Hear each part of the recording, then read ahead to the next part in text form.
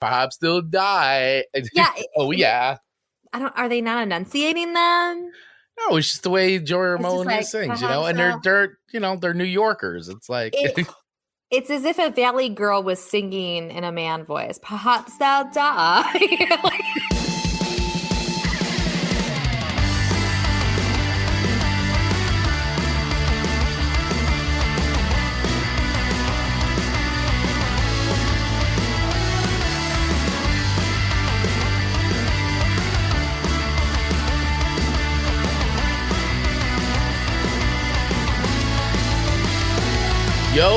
Yo, what is up, everybody? And welcome to a brand new episode of Chris and Amanda's Song Swap Showdown. We are so happy that you could be with us here once again for another very exciting episode of the show. Welcome, everybody who is watching the live streaming version of the show right here, right now, whether you're watching us on Facebook, Twitch, or YouTube. As we do every Monday at 8:15 a.m., please feel free to play along, participate, throw comments at us, whatever you want to do, because, it's what makes the show fun. We have a good time with that kind of stuff. So do not be bashful. Whatever you want to say, just do it. Just lay it on. Good or bad, we welcome it all. Just lay it on us. We're all good. Welcome, everybody. Also, if you're checking out the replay of this or the audio feed, wherever you get podcasts, we appreciate you spending a little bit of your precious time with us. If this is your first time checking out the Song Swap Showdown, well, you're in for a treat, because we do the show every single week and we follow a very simple format, a very easy to follow format, which everybody seems to enjoy. I mean, I know you and I have a really good time doing it. So I'm just going to go with the assumption that everybody else likes it, because I don't know, people listen to the show, they like the show. So I'm going to go with the wild assumption that people like the format. So if this is your first time checking us out, well, how the show normally works is Amanda and I each swap 3 songs with one another that we don't think the other has ever heard before. And then we rate those songs on an ever-sliding scale, very complicated scale of 1 to 5 records, with 1 being a dumpster fire song. Get it out of here. I don't want to hear it. My ears are bleeding in not a good way. Yes. Anytime there's blood coming out of the ears, it's usually not never good. But sometimes you're like, wow, that song's so good, my ears are bleeding. And in this case, the song is so bad, my ears are bleeding. Get it out of here. All the way up to 5 records, which is heavenly music to our ears.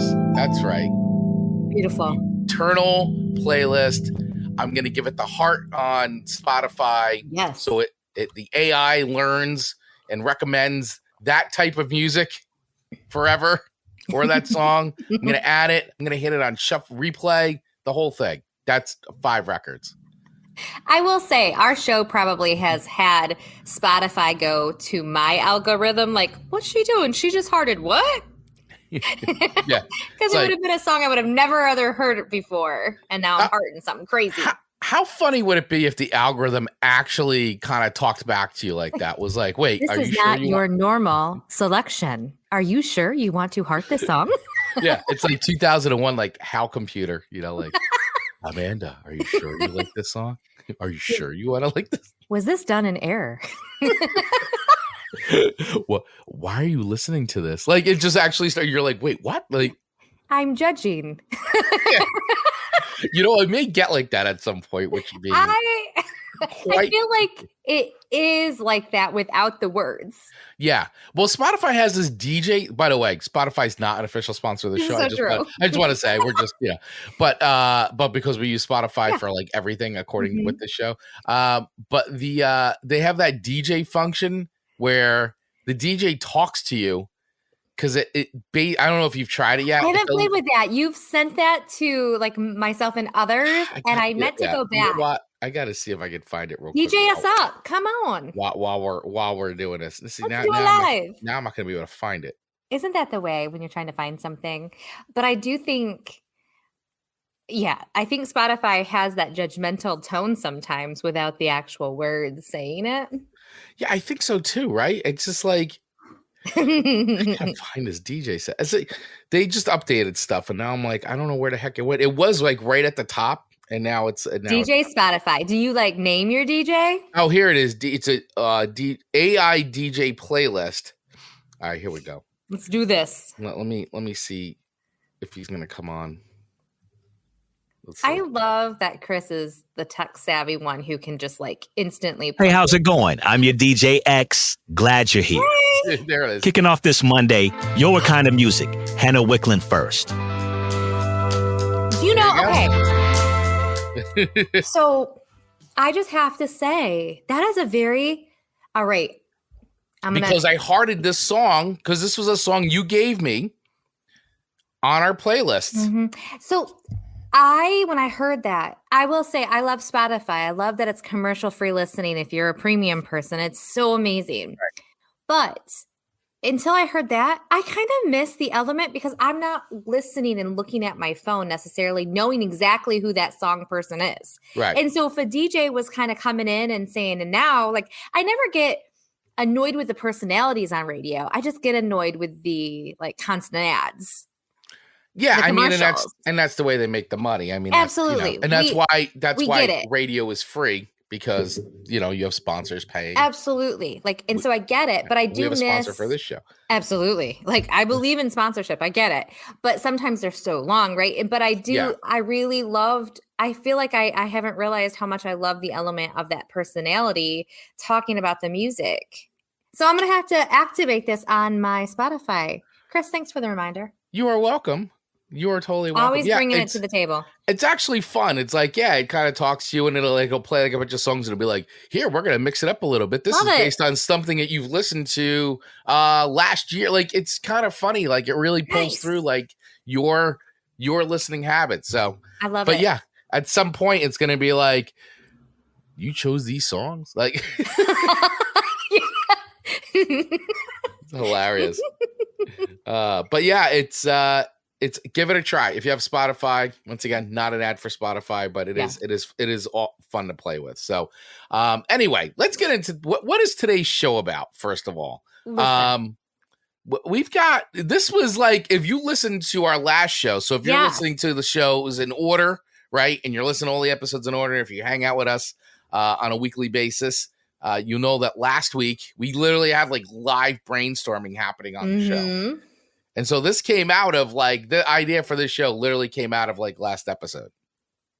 Absolutely. We were just having fun doing our show. And then our friend and fan of the show, Ashley, like she just said, you all should do. And she probably really did say y'all because she's from the South and she's adorable. And she said, you should do it on names, like name songs. And we were immediately like, yes. Yeah. Absolutely. That was a really, really good idea. And of course it resonated with us. So here we are. We're swapping songs with each other that have names in the titles. Specifically people's names. I mean, we did say it could be people, it could be animals or whatever, but regardless, they're names, right? And so I think we pretty much stuck to like people's names. And so that's what we did. And I feel like that we gave each other some pretty solid playlists this week, which was once again hard. It was so hard. I felt very judged this morning by my husband because he was talking to me. He normally leaves, and this morning he didn't leave because the weather was bad, so he was delayed a little. Yeah. And he was like, "Well, what's your show on today?" And I was like, "Names, songs with names in them." And he was like, "What did you choose?" And I was like, "Oh, he's already going to judge my list." So I tell him my list, and he's like, "You should have did this one." And I said, "That's good too." But I go, "You do realize like you only can pick 3, Marcus. Only can pick 3." And it was really hard to narrow down 3. You don't realize how many songs have names in the title until you try to find them and choose only 3. Yeah, exactly. It is tough. This is something the struggle is real, people. It's not easy coming up with the songs for this show. I'm going to tell you, because there's so much music you and I like. And then on top of that, we try to throw in the has the other person heard this before? Like, has Amanda heard this before? Mm-hmm. And then because we try to do that. So then that way it's like, we're discovering music on top of talking about it too. I mean, a lot of times it's fun to go back to a song that like I've heard 100 times, but never really listened to it. So, but yeah, so that's also part of this. So I'm just saying, woe is us we have a hard time selecting songs sometimes. First world problems. Yeah, first world problem. So, all right. So before we dive in, let's check in with some of our friends who are on the feed at the moment. So, Mr. VIP of the show, huge supporter, Mr. Dave Mattingly. Good morning, my friend. Yes, good morning, name droppers. Mr. Mark Ronick, another great friend of our community, supporter and sponsor of the show. Good morning, my friend. Mark Ronick. Dave checking in with radio. It'd be so much more fun if they used Buy Me a Coffee instead of ads, right? Agreed. You know, Dave, agreed. I agree. Speaking of which, if you like what you're hearing and you'd like to support the show and you don't want to be a sponsor of the show, but you want to support us or show, hey, we love you guys, feel free to use the Buy Me a Coffee link in our show notes because, you know, every little bit helps. And you can become a VIP like Mr. Dave Mattingly here who supports us each and every month. So thank you so much, Dave, for being an amazing member of our community. And Mark Ronick with I've yet to find the Spotify feature you two are discussing. Mark, so if you have the, I think it's just for the premium version of Spotify, I believe. But if you just type in DJ, it'll come up as AI DJ. It actually says DJ playlist Spotify, and then it says AI DJ playlist. I must have maybe saved a playlist at some point, but it's just DJ playlist Spotify. It's like a little blue thumbnail with a circle that kind of looks like it's indented because that's how it looks on screen. It's a circle that talks to you. Like it's kind of funny. So yeah. Are you trying it right now? Yeah, AI DJ playlist. Yeah, and then it's like the blue thumbnail with the little circle guy. Oh. Yeah, I don't know if the voice is different for everybody. If it's just this one voice, I don't know. Here, I'll hit the play and see what happens. Oh, yeah. Ashley found it, and it's suggesting some off the wall stuff. Mine too. Yeah. Well, Ashley, maybe it's just stuff you're listening to. Is the E illicit? Like, E's not good, right? E is explicit. I have all E's. Do you have two? Like, is there one that says DJ playlist Spotify? I guarantee you this is an 0-1. It might be. Okay, DJ playlist. Does he use your Spotify account? Only if he can't get his phone to work in the car. Okay. So very rarely. Because that's what it pulls from is anything that you've listened to on Spotify. It's it very pulls. confused. So like when we're in the car and the girls are like, my girls are like, Dad, let us, and they start. It's really great to be here with you. I'm Xavier. My friends call me X. And from this moment on, I'm going to be your own personal AI DJ on Spotify. Hey! Yeah, I'm an AI, but listen, I don't set timers. I don't switch on your lights. I'm all about music, your music. Ooh. I know what you listen to. I see ABBA there. So I'm going to be here every day, playing those artists you got in rotation, going back into your history for songs you used to love. And I'm always on the lookout for new stuff, too, just to push your boundaries a little bit. I'm going to come back every few songs to change up the vibe. But if you're ever not feeling the music, there's going to be a DJ button at the bottom of your screen. Yeah. Tap that, and I'll come back early to switch it up. All right, enough talk. I mentioned ABBA. Let's get it going with that and some other artists in that zone. Look at that. Dancing queen there. Yeah. So Ashley came in that says all of hers are E's too. You know, I think I was in the wrong one. I think there's fake playlists like that and have duplicated the thing. So definitely look for the one that says the Spotify next to it, Ashley. Right. Exactly. Yeah, I think that's because when I typed in DJ here, two came up. And the first one says DJ and it says playlist Spotify. And then under it says AI DJ playlist. So I think somebody made a playlist. Yeah. Actually, yes. Now I'm looking at it. Someone did make a playlist. And it's not an Amanda one. Yeah. So listen, this happens sometimes in the world of Spotify. People make playlists because they want to get it followed. And hey, pretty smart on them because it has like 7,000 likes on it. You know what's interesting to me though is I don't really understand. Like Spotify doesn't really have features to like monetize and stuff. Like when we route people to our playlist for our 2023 season and our second season and first season, like we're not getting anything from that. We want to be very clear. It's just where we choose to house our playlist that we do on every single episode. It's a crazy one. If you play it all, it's really eclectic and fun. Yeah. So it's interesting. It seems like a lot of work that somebody would make a fake playlist for a couple likes. Well, it depends too. But I mean, if you're a musician and like, say you have that playlist and some of your music is inside of that playlist, Ooh, Ashley. the way to get discovered. Yes. I see that a lot. So All lot of times you have like a playlist and that artist will put some of their songs in that playlist. Correct. Exactly. So genius. I retract my previous statement. And on top of that too, it does have a social media community aspect to it where like if people are following you because you are a good curator of music and you put together good playlists, you can be followed. Yeah. As an individual, you can be followed. They're like, you probably have a lot of followers. Like, for instance, I only have 64 followers. I mean, I've been on here forever, but I have like 64 followers. But I make playlists all the time. So this is killing me. Yeah. I don't think I have any. I don't even know where to look. Anyway. So now that everybody who's listening to us just got a demo in Spotify. Some of us make enough money from Spotify to buy a bagel at the end of the year. Yep, I hear that, Ashley. I know exactly what you're talking about. And Ashley does have some songs on Spotify. Yes. So, Ashley, if you will drop your link to your Spotify in our comments, we would love for them to hang out there. Also, feel free to go to our YouTube channel to do the same. We would love to support our community who supports us. Absolutely. 100%. So, let's get into our show.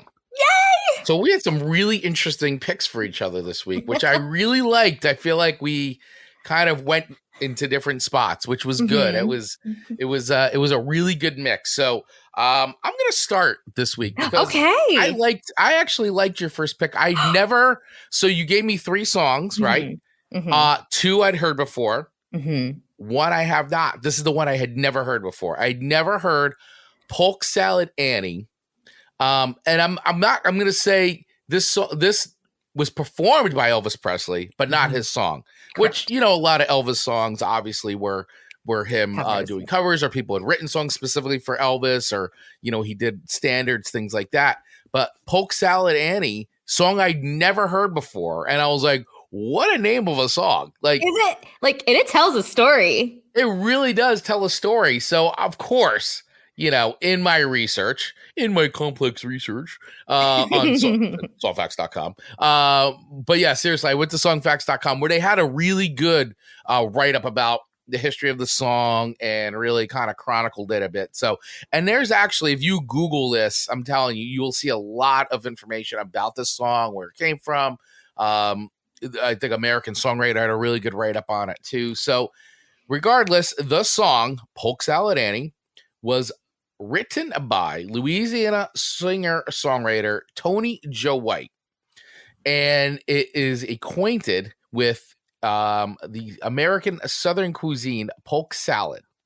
And this is a track off of his first record and became a hit single for him in the summer of 1969, his only hit single. So this actually hit number 8 on the U.S. Billboard music charts in 1969. So then I was like, what is polk salad? I've never in my life heard of polk salad. Have you had polk salad? I've never had it, but the song even describes what it is. Yeah, it really does. So polk salad, for anybody who wants to know. I can't even sit still during this because I can keep, I'm hearing the beat of the song in my head the whole time. Sorry. You're so excited about this. I know. You're so excited about polk salad.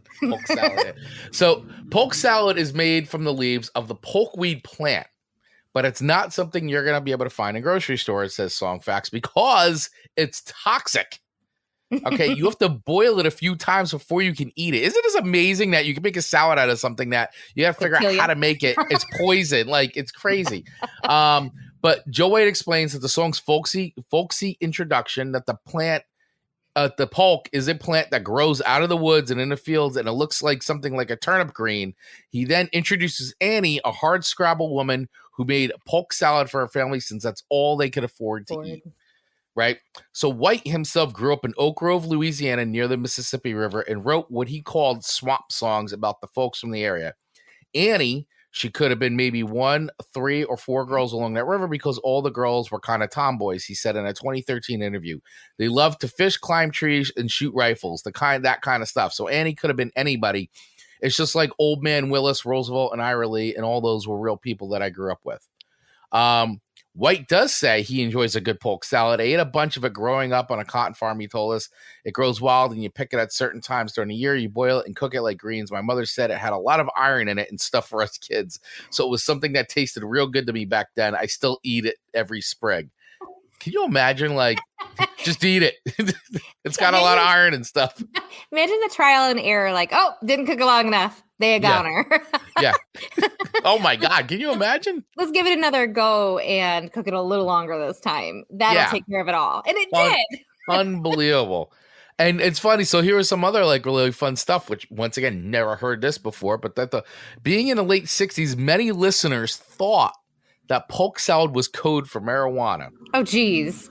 He explained, White explained, in the early days on tour, we were out and it was a big hit. At a lot of hippie festivals, Flower Children, everybody, they would bring bags of grass back to the dressing room or back to my tent. And they said, we brought you a little polk. They all thought polk salad was marijuana. I was like, well, that's kind of not what I'm talking about. Anyway, everybody got it after a while. So Elvis Presley then, so this is the version we're talking about, the Elvis Presley version, right? So Elvis played this at many of his concerts, including a performance on February 18th, 1970 at the International Hotel in Las Vegas that was included in his live album On Stage. For Tony Joe White, this was a thrill since he performed a lot of Elvis songs when he first started out. Elvis arranged for White, who was living in Memphis at the time, to fly to Vegas so he could be in the audience for the concerts that were compiled on Stage. They recorded it like 6-7 nights in a row. So every night after show, we would sit back in a dressing room and talk and hang out. White told us he had an old acoustic guitar back there, and we would and he would always get me to play for him an old blues lick or something, and then we would try to learn it. He loved guitar, but he really didn't play it a lot. He treated me really, really good though every time I was around him. The live version of the song was released as a single and issued in America in 1973. So there it is. Elvis taking a song that was already popular and kind of making it like even more relevant. So what did I think of this song now? So let's get into that. So I as I said, I'd never heard this song before. And I have sort of like this thing with Elvis where I really like some of his stuff and other stuff I'm kind of like, oh, this is just like not doing it for me. I enjoyed this song. I thought it was really fun to listen to. And yeah, the story that how the lyrics are, it really tells the story of the polk salad, like and Annie. And I thought it was cool. It was very like, it's very Americana. You know, I once again, I don't think you get this music really anywhere else in the world, but America. Is like, I feel like it's the only way these kinds of songs even get written, and then it's like to be done, and then Elvis stuff. It's just, I don't know. It's just something very like Americana about it for sure. I liked it though. I thought it was good, and it's classic Elvis. So this is definitely the 70s Elvis though, right? This is like, because this was off of 1970 when he did all these. So this is when you're starting to get like white jumpsuit Elvis. One of my favorites. Yeah. So I gotta hear from you before I give this a rating. I'm gonna play a little bit of it in a second, but like, why did you pick this song? What is it about? Is it just because it was the name, or does this have a certain relevance to you that like, I don't know. So when Ashley suggested this last week, this was the first song that popped into my head. I was like, this has a spot. Really? Like instantly. Everyone who has been a follower of our show knows I love me some Elvis, like tremendously love Elvis. I just think this one comes, I feel like when I listen to it, I can hear such joy when he performs it. And there's something about it that just makes me smile. And I love this song so much. And I just jam out to it. And Ashley put in the comments, Gators, there's a line in there that says Gators got your granny. Like, and it's so fabulously like performed. It makes me smile. I think even though like there's a lot of, I don't want to say negative things in it, but like very Louisiana, like not great things in there. Right. It's spun in a way of entertainment. I just think, gosh, it's so fun. I don't know. Well, I love it. You got it starts with down in Louisiana where the alligators grow so mean. Lived a girl that I swear to the world made alligators look tame. Polk Salad Annie, Gators got your granny. Everybody said it was a shame for the mama was working on a chain gang. Woo, woo, woo. There's a lot I of mean, it's great. hardship there. Yeah. All right, so let's take a quick listen to some of this. Lived a girl and I swear to the world, made the alligators look tame. Polk Sally Annie, don't you glad? Everybody said that was a shame, cause my mama was a working on a chain gang. For me, Like all of the freedom he can just do in this song, and because I think he really loved engaging with his audience when he performed. Yeah, no, he was a performer, man. I mean, yeah, he really did. You could go back and watch, and there's actually a lot of videos of him performing this on stage on YouTube. When I was searching it, it was like boom, Elvis on stage, like Polk Sally. So there's a lot of video of him doing this, and yeah, Elvis, he's Elvis, right? I mean, he's just got that way, man. He's got that way. He's got the way. God rest his soul. Yes. So, all right. So where do I rank? What is my rating for Polk Sally Annie? I really enjoyed the song. I thought it was fun to listen to. I'm not a huge, like I said, I'm not an Elvis like you. I'm not an Elvis fan in that way. Mm-hmm. But I enjoy, there's definitely a lot of Elvis songs I really enjoy listening to. I give this a solid 3.5. I think that it's a good song. It's fun to listen to. I don't know if it's quite a 4 for me, or even it's not in a 5 level, but it's a solid song. It's a fun version to listen to. I dig it though. It's good. I hearted it, so it got the heart.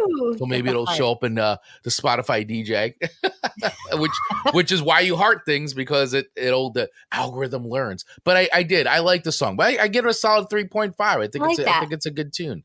I'm glad you enjoyed it. Good. I did. I smile and bop to it, and it just kind of takes the weight of the world away from me, when I listen to it over and over and over. Over and over and I'm over. pretty obsessed with music. Like, I mean, how many other people do that? Like, they'll listen to a song and they're like, wow, this is great. And they just hit repeat and hit repeat. Right. Like, am I the only one?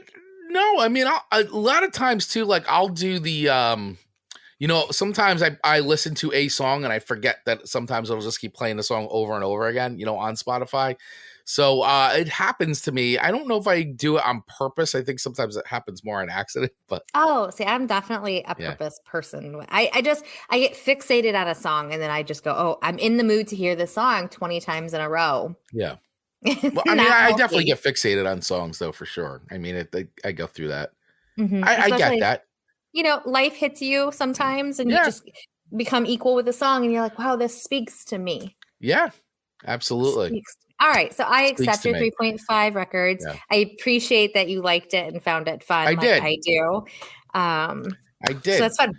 So checking in with the comments real quick. Dave Bailey, Polk Sally Annie is a great song, but I always forget that Elvis sang a cover. I prefer Tony Joe White's origin. So let's listen to a little bit of the Tony Joe White, just for comparison here. I'm talking about. Down there we have a plant that grows out in the woods and the fields. Looks something like a turnip green. Everybody call it Polk salad. Polk salad. Yeah, definitely different. It's not Elvis, chill. But yeah, way more laid back version for sure. Which I can appreciate. I enjoy the spirit of Elvis's version a little bit. Actually, a lot more. Yeah. Well, and I would say, I think, Elvis brings the Elvis, what he does to it. The rhinestones, the glitter, the flair to it. Right. The jumpsuit. Yeah. The jumpsuit. That jumpsuit, man. The power of the white jumpsuit. I know. I love it. All right. Okay. Moving along. So 3.5 for Polk Sally Annie. Okay. I received that. Thank you. You are welcome. Chris's song to me, the first was Judy Is a Punk by the Ramones. Yes. Oh, and yes. I said to Marcus, I told him this song. He's like, nice choice. So I want to relay that. Marcus approved of your song choice to me. Hey, all right. Thank you, Marcus. I appreciate you, buddy. Thanks for the backup. So this song was interesting to me. I don't know why, but I had a really hard time thinking it was in English at first. They're from New York. I really struggled hearing the lyrics to the point where I had to specifically go and look up the lyrics, which is easy because you just can hit the expand in Spotify. Yeah. They have the lyrics. I didn't have to go down this long Right. path to find them because I was like, they can't be speaking English. Mm-hmm. Well, they were. They are. They absolutely are, is right. And so when I saw the lyrics, I wasn't super impressed because 3/4 of the song is basically perhaps they will die. Yeah. Typical Ramones songs, man. The Ramones, you don't have to go too deep. It's literally straightforward. Jackie is a punk, Judy is a runt. They decided to join the SLA, the Liberation Army. The SLA was a fringe political group that was in the news for kidnapping Patty Hearst in 1974. Which, I mean, it's a purely fictional song, by the way. I mean, the SLA was a real organization, but Jackie and Judy, But so there's not a lot of meat to this song. There usually isn't in a Ramones song. I mean, there is and there isn't. Blows my mind. I mean, it's the Ramones. I mean, it's a 3-chord punk rock. That's it, But can you pull up Dave's comment? What is up there? Okay. I'm seeing this now. Yeah. To all degree, Ramones songs sound the same, but for name songs, I prefer Sheen as a punk rocker. I like Sheen as a punk rocker too, but I think we've done Sheen as a punk rocker on the show before, I think. But either or, I think Amanda would have heard that song before. So once again, I wanted to pick something I don't think Amanda had heard before. So I went with Judy as a punk instead. His next comment.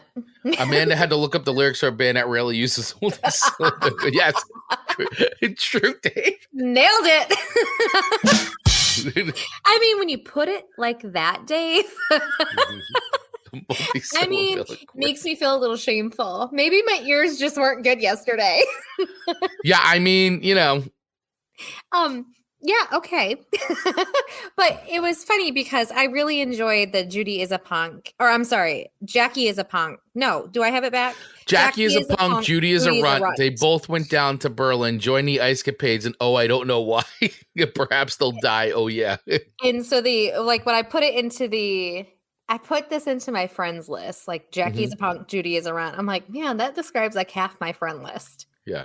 I could find a bunch of Jackie and Judy's and couple them up and we would have enough for a small army because I got a lot of punk friends. I've got a lot of runt friends and I don't mean runt and tiny, just maybe not mighty. So I just thought it was an interesting combination that punk and runt, and here they were going to go off to do whatever they thought they were going to get done. They both went down to Berlin and joined the Ice Capades. They sure did. So it was interesting to me. It fell a little flat for me. Did it really? It did. I think I like the music better than I like the lyrics. I think that's fair. Okay. So, would I skip it? No. Is this my least favorite of the three? Yes.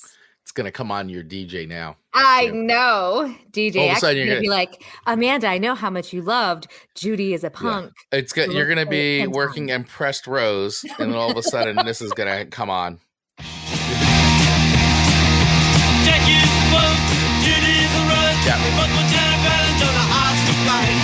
are the words that I can't Come on.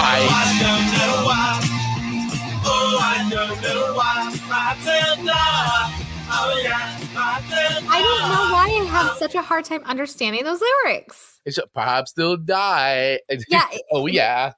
Are they not enunciating them? No, it's just the way Joey Ramone sings, and they're New Yorkers. It's like it's as if a Valley girl was singing in a man voice. Perhaps they'll die. Yeah. My ears could not filter it correctly. Could not. So luckily lyrics exist, so I was able to look them up. So listen, where do I put this? Where do you put Judy is a Punk off of the 1976 fiery debut by the Ramones? I'm going to say this is going to be, I'm going to say 3 records. I've been struggling. I almost put it into a 2.9. I had a feeling you were going to go to it too. I just don't feel like, and I even have it written 2.9. 2.9. 2.9 there. But I don't feel like I can really, in good conscience, give it a 2.9. So I'm going to give it just a 3.0. 3.0. 3.0. Okay. With all due respect. All due respect to the Ramones. I know. God but you know, the God other bless songs the on your Ramones. list, better. Okay. All right. It's fine. I gave you an eclectic mix. You did. And Marcus approved of it. So there's that. Oh, good. Well, see, this is, you know what? That's Marcus like an is extra the man. point. Marcus is the man. He gets me. He gets me. He gets you. He really gets me. Okay. All right. So with all that being said, we're going to take a quick break here and we're going to just talking about sponsors and commercial breaks. We're going to talk about our wonderful sponsor, campsite.bio, because they have just been an amazing sponsor of the show. And we absolutely love them. And not only because they're a sponsor of the show, but honestly, because we love using their product. Yes. And we are actual users of their product. If you go to my link in bio profile or Amanda's or the Song Swap Showdown, you will see our campsite.bio links. And it's not because they're just a sponsor. We were already using campsite.bio before they became a sponsor Long show. before. And You especially. yeah, I mean, and I had actually found them, believe it or not, through someone else who I saw was using them because, you know, over 200,000, I think that number is even bigger now, but over 200,000 other creators and marketers, right, and business owners are using campsite.bio. And I saw campsite.bio in another creator's link in bio. And I said, wow, this is so much better than the one I was using. And that's it. I fell in love. I started using the product and I just think it's outstanding. And I started on the free version, which you can get for free by going over to their link or using the link right now in our show notes. You can get it for free.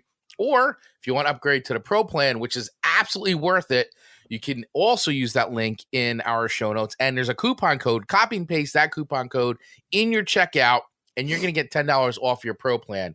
And the pro plan, let me tell you, it's absolutely 100% worth it because you will get so much more data and analytics and so much more customization features by upgrading to that pro plan. The free plan's cool. It's cool, and you could exist there. But, you know, you want a little extra zing in your sauce. You know what I'm saying? Little extra pop. Go for the pro plan. It's totally worth it. And you will get the data and analytics because, listen, you want to know where your traffic's coming from. You want to know who's clicking on where. You want to be able to integrate, especially if you're running any kind of digital marketing campaigns, things like that. You can integrate it all with campsite.bio. You think you could integrate programs like MailChimp in there. We love the fact that you can get our Instagram, our Spotify feed, our Apple feed, our YouTube feed directly in campsite.bio. Plus, there's also this cool tip jar feature, which we love, even though we use Buy Me a Coffee, which is there. But you know what? Maybe somebody just wants to do the quick boom and they want to leave a tip for us. They can do it right there at campsite.bio. So listen, I love it. I think it's a 10 out of 10. You really should be checking it out. Give it a try today. Use the free version. Really, join over 250,000 other creators, agencies, and brands already at campsite.bio. Stay in control of your branding to create a bio link that matches you. Listen, and Amanda and I both know this. We know Instagram recently, you know, now you can put 4 links in there, right? Hey, great. But you know what? Campsite.bio should be one of those 4 links because then you can put all the links you want in there and really, you know, drive traffic to where you want to go. Amanda, do you have any other thoughts on campsite.bio? Because I know you use it as well. I use it as well. And I just want to, I think we missed the last couple of weeks of just dropping this. I get that websites are a lot of work. Utilize this as your website. It is 5 minutes or less to set up. Then you have a website link. Don't miss out on followers, on business, on orders, on opportunity. Get yourself campsite.bio link today. Absolutely. Blazing fast bio link made your way. Create with ease, customization, and you can also share it. Get a high conversion mobile optimized landing page set up in minutes. Join for free right now. Campsite.bio. Check it out. All right. With all that, And I'm adding Amanda back into the stream. How are you? This made me, I went, Where'd you go? I was like, whoa. I cleaned a hair off my computer and the swipe went away. Like it made me go away. I couldn't stand like seeing a Billy hair on my computer. And it made me think of when we first started on Fireside way back when we were baby. Yeah. Song Swap Showdowners. And I would inevitably always kick myself out of the show. Every show. I don't know why. I will say there was a lot of control things going on, and so there was a lot to do. Like there's a lot to do here. There was even a lot more to do there. So yeah, it was pretty easy to kick yourself out of the show. I was like right back to 2020. Right back to it. Sorry, everyone. I love it. All right. So your next song to me, I'm already jamming. Laura Branigan classic. Gloria. Released in 1982. This song brought back a lot of memories for me because I remember hearing this song all the time. This was all over New York radio back then in 1982 when this was released. I used to hear it all the time on WAMBC. All the time. It was always on. I think they played the song about 1 million times a day.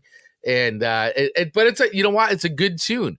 However, I never knew this, and I don't know if you knew it, but when I was doing the research on this song, it was actually originally released by an Italian pop singer, Umberto Tozzi, in 1979. Interesting. So I was like, wow, I had no idea. Now I'm like, I got to hear the difference. So here is a quick sample of Umberto Tozzi's version of the hit song Gloria.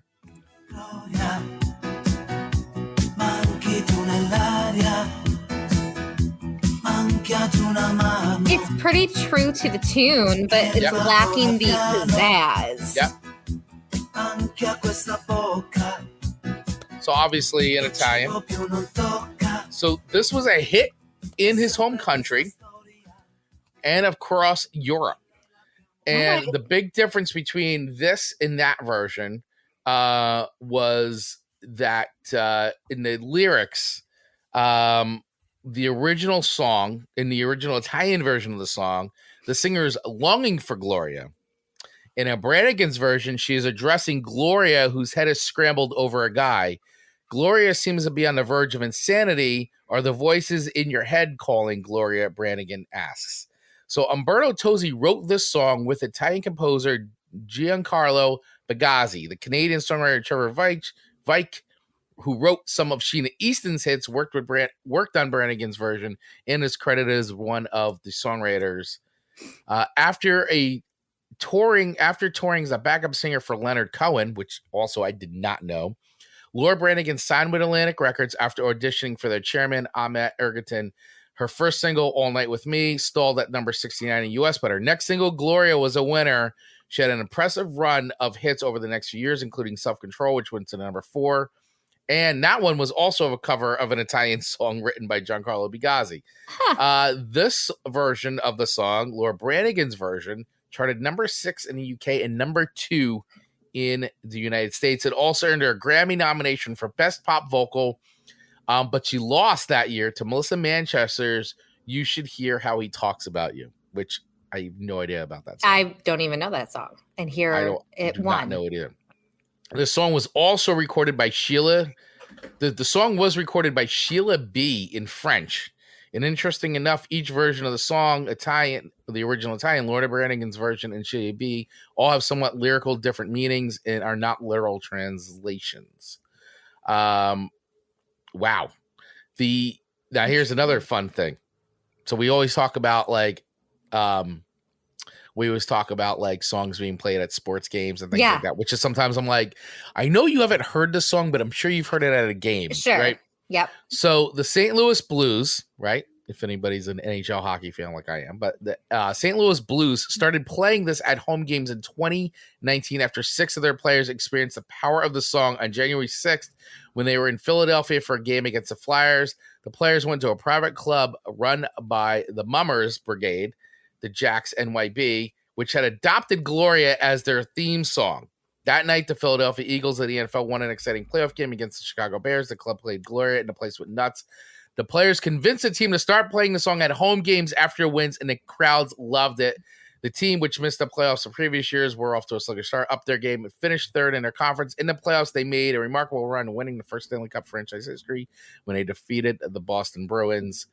And is it because of Gloria? Is it because Gloria was played? It could have been. Could have been. The song, there was renewed interest in the song in January 2021 after a video emerged of it being played at President Donald Trump's Save America rally just prior to the storming of the United States Capitol. So we often say timing's everything. Right, timing's everything. But it's amazing where this song's kind of like had its place in history in different parts, between being a sports anthem to like a regular pop song to being like some sort of political like rally anthem. cry. I mean, crazy.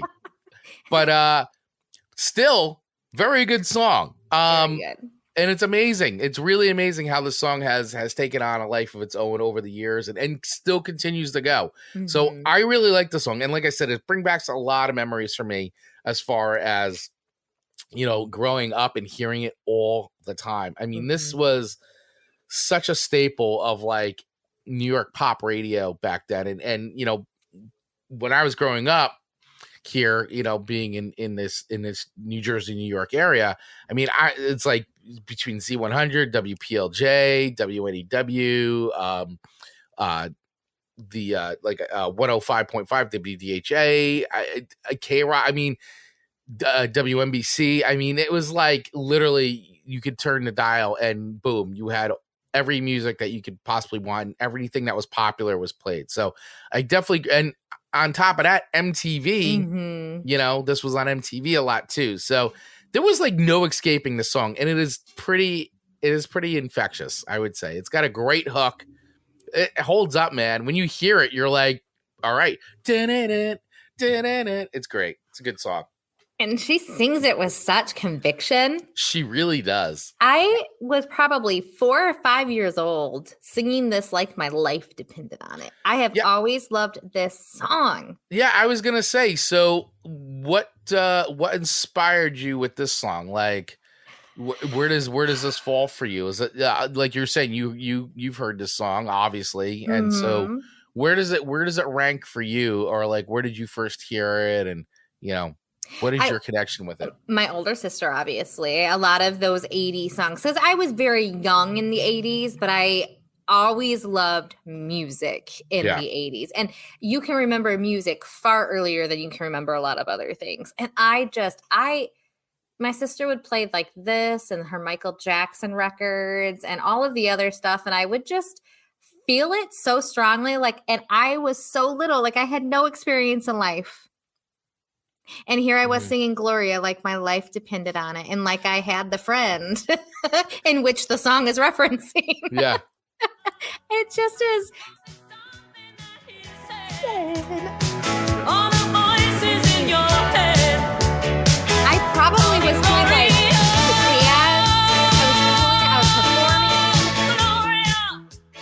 I was performing. I've never known a Gloria except for one person, and she was like an old Gloria. Right. Same. An old Gloria. Same. Yeah. So I don't know. I just always felt actually all three of my songs. I basically was like, okay, these are my 3 songs. I researched more to see if I was going to add any new ones to it, and after I finally just sent my list, like, no, these are my 3. These are your 3. These are my 3. Yeah. I mean, I think Gloria is a great song, and I really enjoy it. And every time it's one of those songs that I think this is just my opinion. I feel like everybody knows this song. I just do. I don't know. But just because like I said, I grew up in an area where I just felt like it was just constantly on no matter where I went and all that. But it's a good song. It's very catchy. It is an earworm of a song. It is very well written. I'm not sure. I'm like torn. I don't know if it's a 5 record for me, but it's pretty darn close, man. Understood. It's really darn close. Understand. So I am going to give it the rating of a 4.7. Okay. That is my official rating record for this, is a 4.7 for Laura Branigan's Gloria. I like that. Thank you Yeah. for that 4.7. You are very welcome. It's a really good tune, and I don't know. This I guess this is my age a little bit showing is that it's like, and I don't know. I feel like we're children of the 80s. We grew up during the 80s, and so it's just like this is an 80s song, like 100% through and through. You would hear this at the roller rink, like they played this, And it just sits different because while I've heard it no less than a gazillion times, when it comes on, I don't feel like I've heard it enough. It's one of those rare songs that you remember it just in a place in your history that is comfortable, as opposed to going, oh my God, I remember when this was on and they played it over and over. And you don't have the same like for it because you go, I don't know. Like, what was that song? I don't know. We'd have to look at our playlist. And you're like, it just was such a staple at the time. I was over it. Like, and you almost have a negative response to it because it was overplayed. Where this one, I don't think anyone has any. Well, I don't know. I guess we're pulling a very small amount of people. But prove me wrong. I don't think a lot of people have like a bad feeling when this song comes on. Yeah, I don't know. I can't. I mean, I don't think I've ever met anybody who doesn't like who's like, oh, that song's terrible. I mean, but I also feel like I also haven't met a lot of people like under our age like that have heard it. So like, I don't know. Like, I'd have to see what the girls think about it. Like, they may be like, I don't know.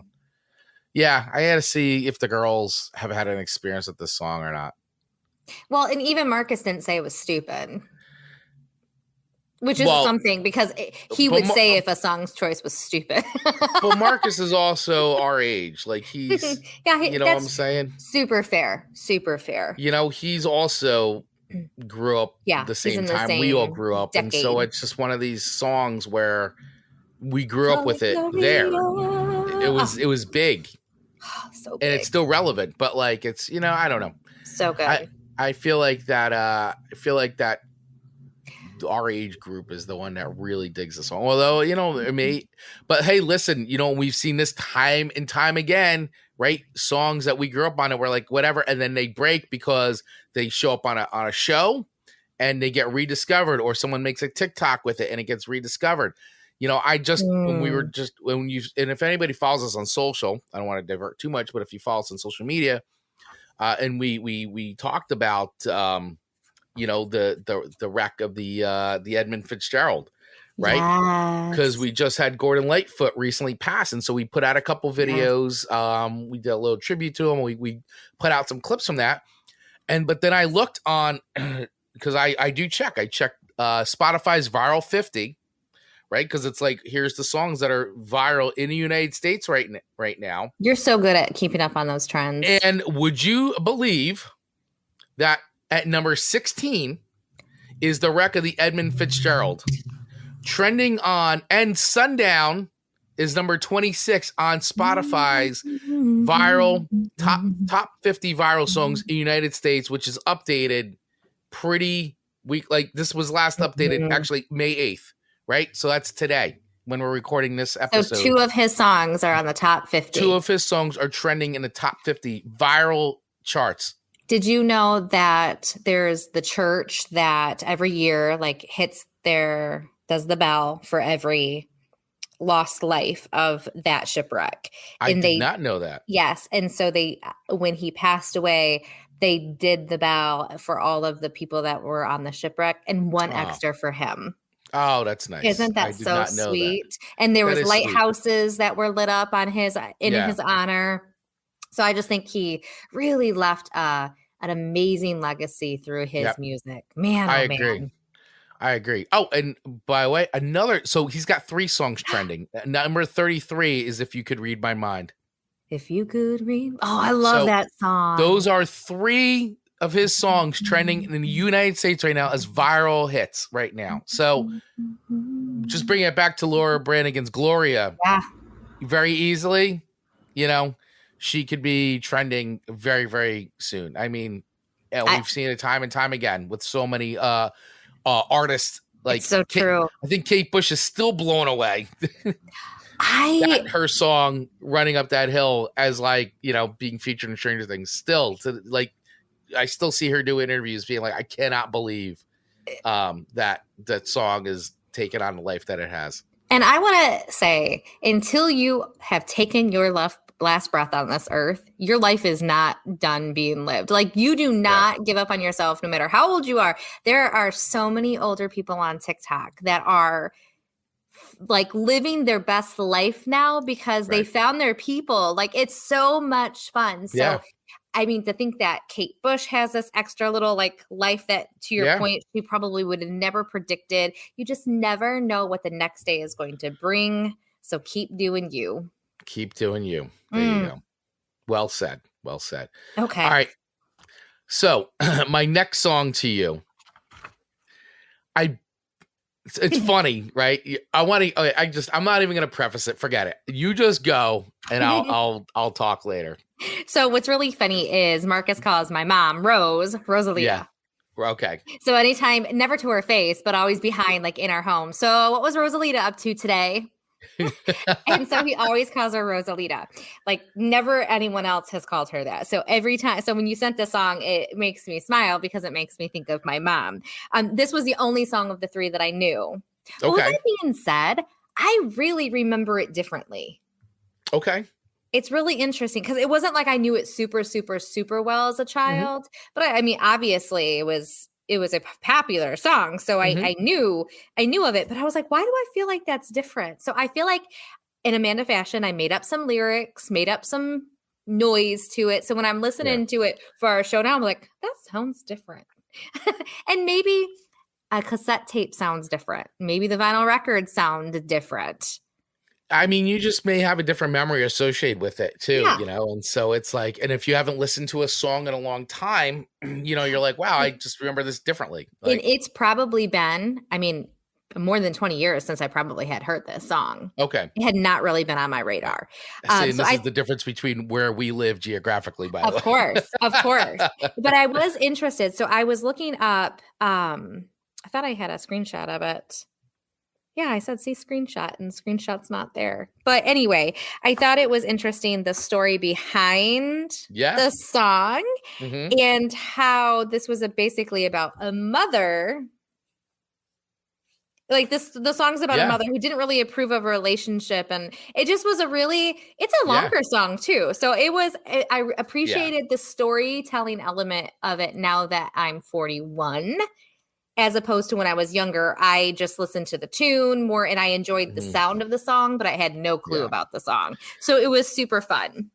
Yeah. And so according to songfacts.com, so in 1974 and 75, Springsteen would sometimes tell journalists that when he was 17, he was hot and heavy for a girl whose mother who didn't approve and got a court order against him. Can you believe that? Yeah.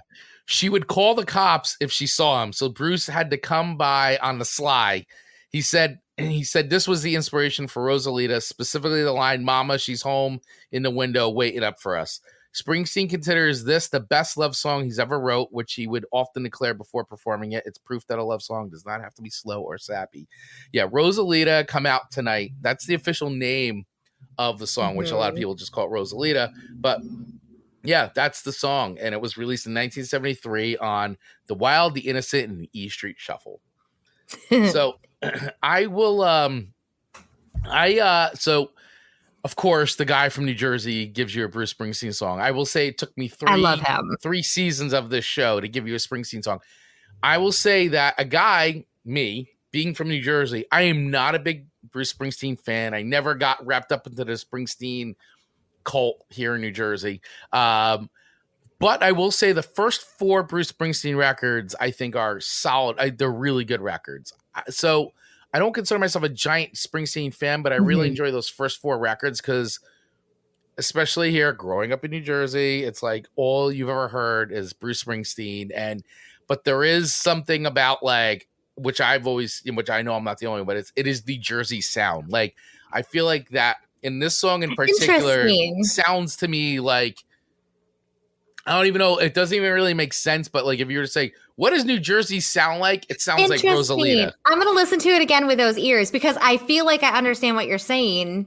It reminds me when I hear Rosalita, I instantly think about the boardwalk and going to Jersey Shore and spending summers down there. And it just summertime here in New Jersey. It just sounds like New Jersey to me. Like that's what early Bruce Springsteen, especially Rosalita. And that's, growing up here. Springsteen's everywhere, but also once it got on MTV, being a child of MTV in the 80s, Rosalita was actually a video they played all the time. And it was like one of those live videos that they would play at MTV. And this was one of the ones that they played all the time was Rosalita. And I always loved it because it's just like, they're just having the best time and it's that sound. And, the song's great. And of course, definitely made the line "Somewhere in the Swamps of Jersey" one of the most like famous lines, I think, from a Bruce Springsteen song is like, "Somewhere in the swamps of Jersey." Like, it's just like, and that's kind of been like a thing here in New Jersey where like even other bands have written songs that have dropped that line have even named like records like called "The Swamps of New Jersey" and stuff. So it is a very New Jersey song, I would just say. I can't wait to listen to it one more time, but just with that specific thing in mind. Yeah, it just is like, and even it's, after touring relentlessly around the Jersey Shore, he finally signed a record deal and got some money proving his naysayers wrong. Springsteen called the song a kiss off to everybody who counted you out, put you down, and decided you weren't good enough. It blows my mind that he thought he wasn't good enough. That really is surprising to me, or people thought that he wasn't good enough because his success clearly indicates something other than that. So interesting.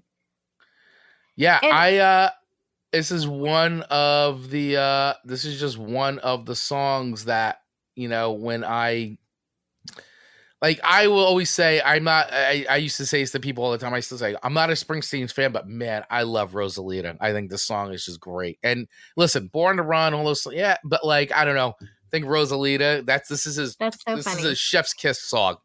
So when we said we were going to do this show, was this a instant, like you knew that this song was going to be on your list? Okay. Going on the list. Like it was like when, like how you had the Elvis, like when and Ashley brought it up, I'm like, Rosalita's going on this list. Like it's going on. I love it. So where do I put it?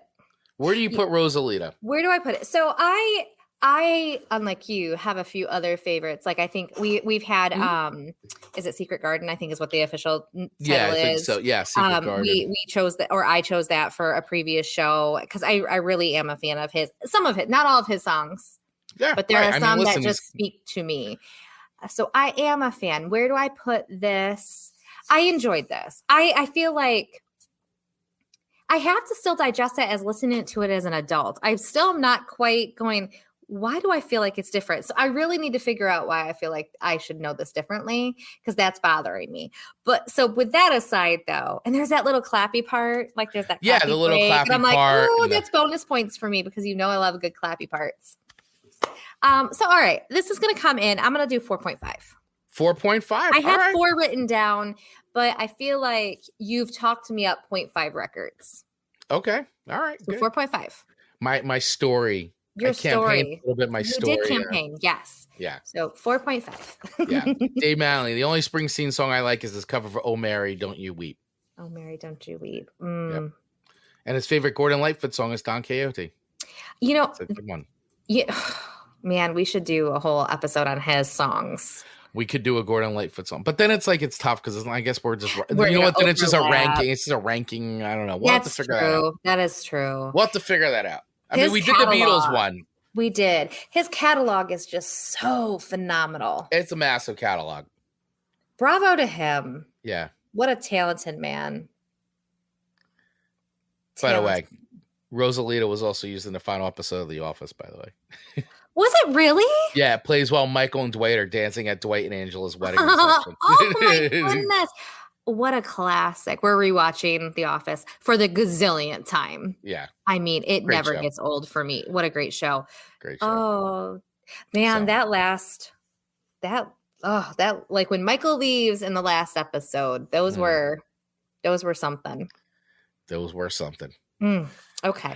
All right. So your third and final song to me, which this is, I love this song. This is like one of my, like when anybody ever says the Chicks or Dixie Chicks or the Chicks as they're now known as, this is the song. This is the only song that I think of. Like that's great. Is Goodbye Earl. I listen, this song in the video, by the way, I don't know if you've seen the music video for this song. So music video is perfect because it like literally plays out how you would think the song, like, because the song actually sounds like a short film and the music video is like just that. It's like that film.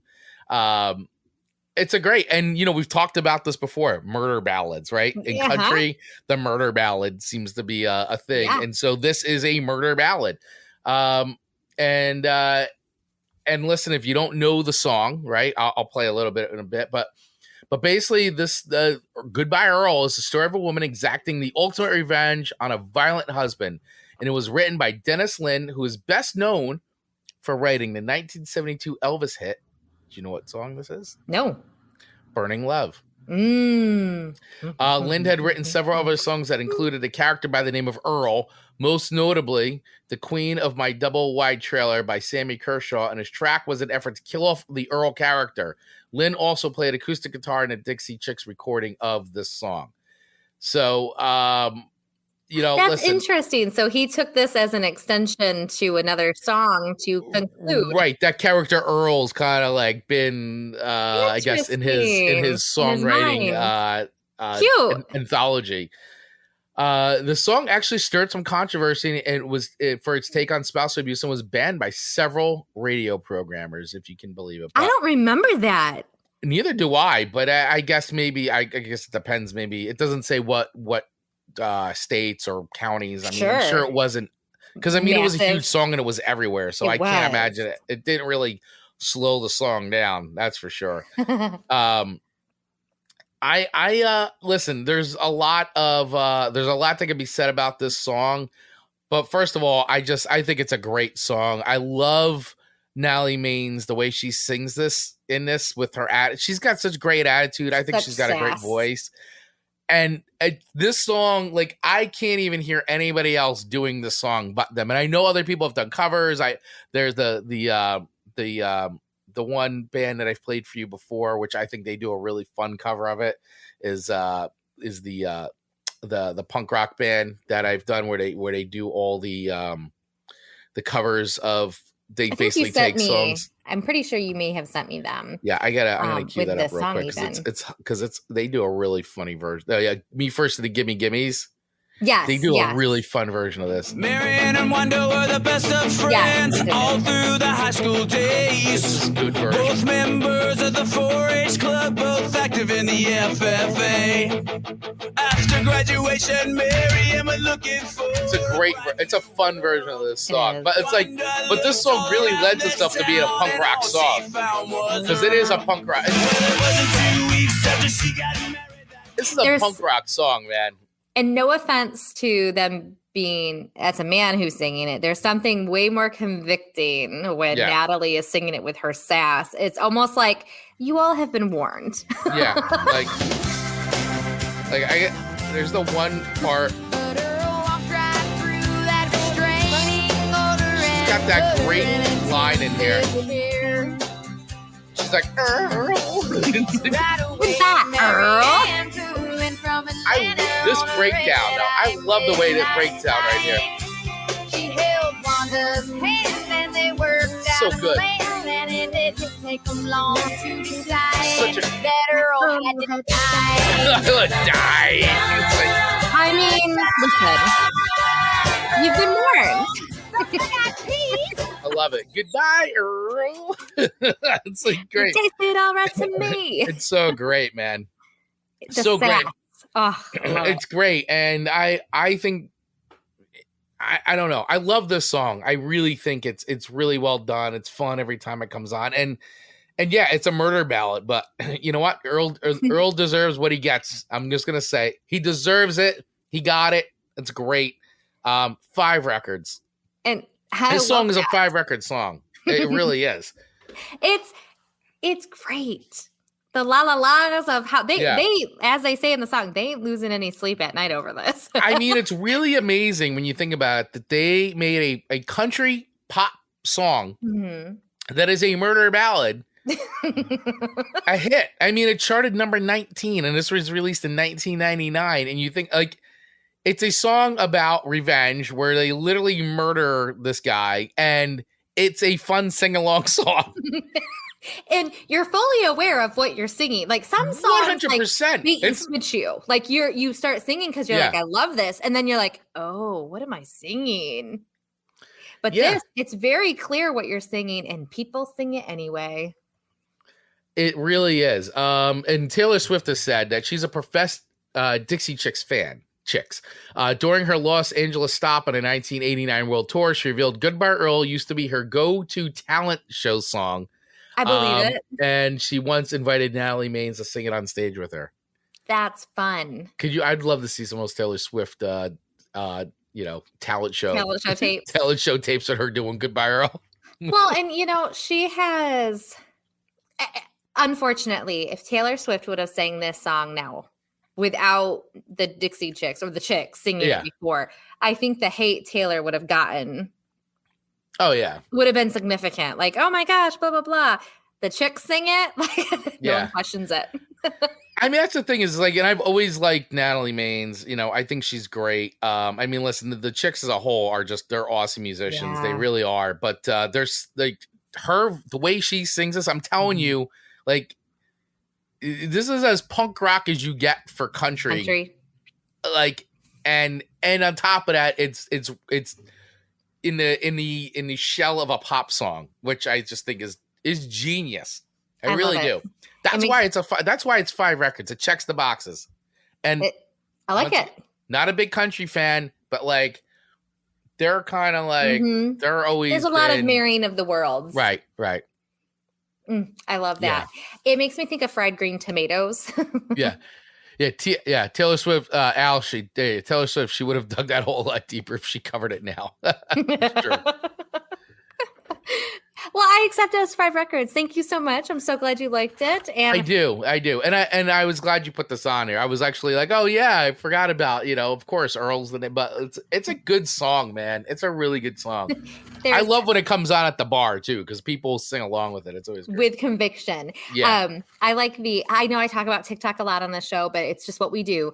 And there's the TikToks with Taylor Swift's, Miley Cyrus's I Can Buy Myself Flowers, like when everybody was doing that trend. Yeah. And then the Gen X people, like or baby millennials or older millennials rather, they were like, no, we came from Goodbye Earl. Like, we don't need to buy our own flowers. We can kill other people. Like, you're in a whole different world. We are not the same. Yeah. Murder ballad. We're not going to buy our own flowers. We're just going to move on. Right. We're just going to move on. Black Eyed Peas. Need me to say more? Boom. So it's super fun. I love the differences between decades. Generational. It's so fun. All right. So I accept your 5 records. Thank you so much. You are very welcome. Your last song to me for the show is Rudie Can't Fail by The Clash. And Marcus also said, good choice on this song. And I'm always impressed when he knows the things. And I thought, I do have a screenshot of this. And I thought, how awful. I went to songfacts.com because I wanted to know a little bit about this. And it said, a Rudie is a rude boy. Yeah. Which to me, I hear rude as something else. Like my definition of rude is whatever.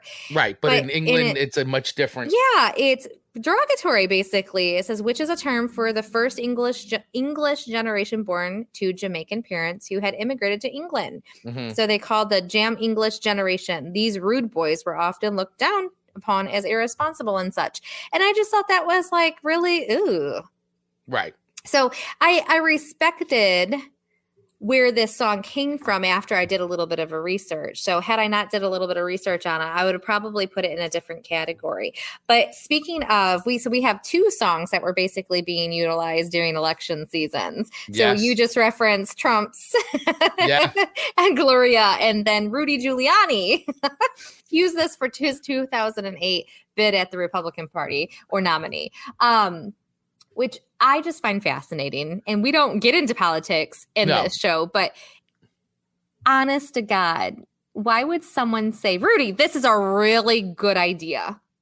Yeah, and the thing is obviously he had no idea what the song was about. He just went for the song title, Rudie Can't Fail. Yes. And I'm like, why? I'm like, no. It's so anti, everything that he stands for, in every way possible. Yes. So we're not taking a political stance. We're just saying, where are the PR people to these people? Yeah, it's just like people really need to look at like, do you even know what the song's about? You have no idea. You have no idea what the song is really about. No, like songfacts.com is an amazing tool. So anyone out there 30 seconds before utilizing a song for a political campaign or any other business, maybe just check the meaning of the song. So I thought this was a fun ditty, even though it was kind of like came from a background of not being great, but I thought it was a fun ditty. But it was also the great thing about this, though, is that, well, yes, the term is derogatory, but it's also, the Clash being a very political minded band, also a great punk rock band, quote unquote, the only band that matters. But the thing is, it's a celebration of the culture, of the rude boy culture. And, and that's really what the song is about. And the fact, too, that the song even kind of came out about it was like, it was sort of a jam session song that, when they were recording London Calling, it just sort of came out of like, hey, we're just jamming out. We wanted to do like a ska type song, reggae feel, because they were Clash were big into ska and reggae, loved it. And I love that they created something that like, personifies what they're about and just came out of that place of like, oh, let's just screw around, and it's just such an organic sounding song. And I've always loved the feel and the bounce of this song. It's one of my favorite Clash songs. It really is. And I've actually gone back recently and sort of just re-listening to like a lot of old Clash again. Even this is going to be controversial. Even the record Sandinista, I've gone back and I've listened to that. It's still not my favorite, but I've listened to it with renewed ears, and there are some good tracks on that record as well. But I will say, as far as classic Clash goes, this is 100% one of my favorite Clash songs. So let's listen to a little bit of Rudie Can't Fail real quick. I love this bounce, man. It's so good. Sing, Michael, sing. I really enjoy reggae and that Jamaican sound. It's so good. So good. Such a great song, man. And the vocals match up to it. Yeah. It just really, it sounds good. Yeah, it's such a fun song to listen to, and you put it on during the summer and all that. It's great. It's a really good song. Really well written. It does make me think of summer. Yeah, it does.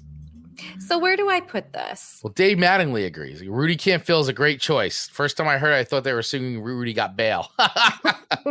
Okay. That's something to be celebrated. All right. So where do you rank it? Where do you rank this?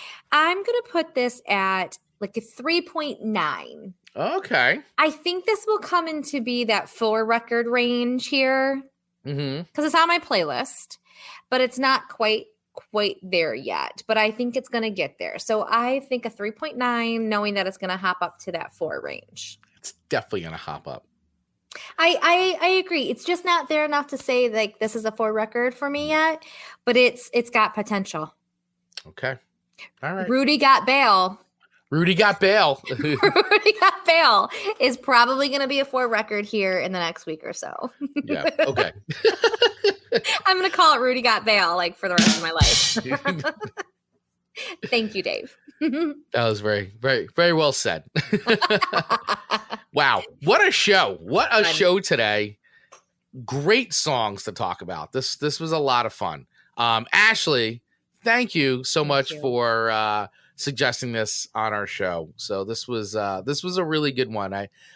This wasn't even on my radar to even do a songs with names in the titles. So, and by the way, I know for anybody out there listening or watching this right now, I'm surprised I didn't get the comment. And believe me, it wasn't lost on me because I was this close to doing it, but I didn't. Was put Boston's Amanda on this list. And I know everybody's like, how did you not put? Because I'm sure Amanda has heard Amanda. I did tell Marcus and I said, well, Amanda and Mandy were favorites of mine, but it didn't make my list. Yeah. I'm like, it's just too much. It's just too on the nose. I mean, like, maybe we'll add those two to the playlist just for fun. we probably will. But yeah, I was like, yes. So if anybody's screaming like, how did you not give Amanda? Once again, it's supposed to be songs that we don't think the other has ever heard before. And I can guarantee Amanda's heard Amanda. I have. By Boston. Yeah, she has. I did not know. It wasn't until a manager when I worked at the hardware store said, "You've never heard that song, Amanda?" And I was like, "No." I didn't realize that there was Mandy and Amanda, 2 songs with my name in it for forever. I was probably 23 before I realized it. For all those people who just want to hear it, babe, tomorrow's so far away. Something I just have to say. I wonder what Something I really just have to Amanda. say. I don't think I could hide what I'm feeling inside another day. Mark's is going to sing this too. He's never sang this song to me ever. But we know the love-hate relationship he has with me. I'm going to come out there. We're all going to do karaoke together. Marcus and I are going to sing this to you. Get some lighters. I'm going to play guitar and Marcus is going to sing this to you. He's karaoke'd once with me. We're going to karaoke this song together. Okay. This is going out to Amanda.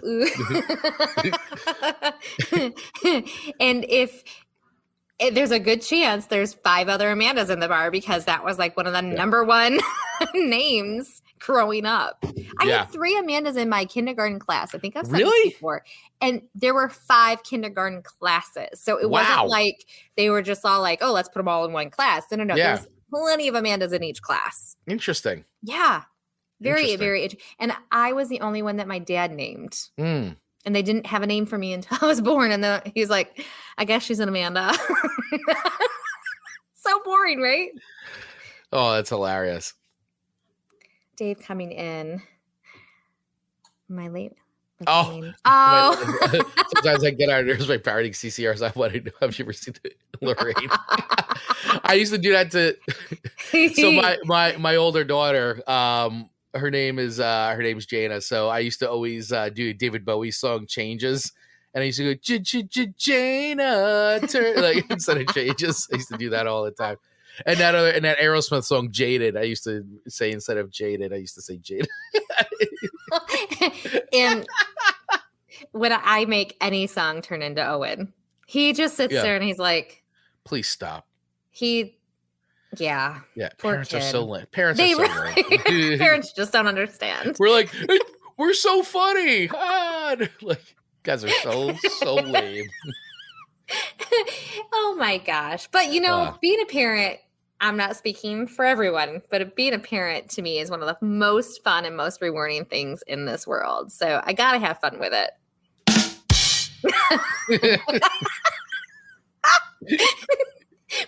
We enjoy ourselves way too much. We do. All right. So we're going to let everybody go because we appreciate everybody hanging on. Once again, we do really sincerely. We appreciate it. You spending some of your precious time with us.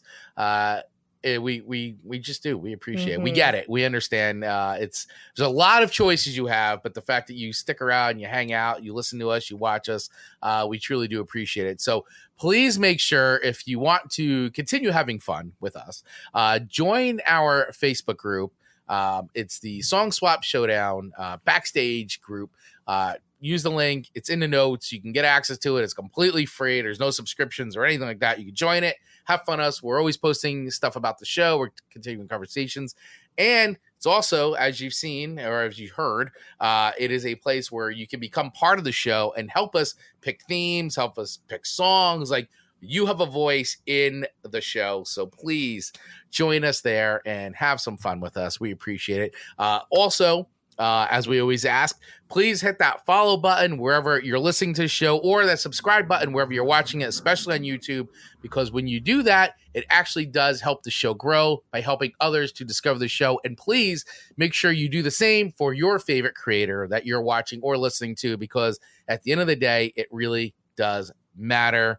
You may not think about it like that, but that 3 seconds 2 seconds you take to hit that button, it actually really makes a big difference in your favorite creator's life. So please take the time to do that. And if you like what you heard today, please feel free to support us by heading over to Buy Me a Coffee and buy us a coffee, support the show, or you can use the tip jar in our campsite.bio link. All those places, it does help. And if you're interested in being a sponsor of the show, please let us know. Hit us up at info@songswapshowdown.com, and we'd be happy to talk to you about our sponsorship opportunities. Woo! With all that being said, man, what a fun show today. Amanda, any final words? Just thank you all for being here and participating with us. What a fun show, and we'll see you next week. Yep, we will see you guys next week for another exciting episode of the Song Swap Showdown. All right, everybody, have an amazing week, and we'll see you next time. Bye.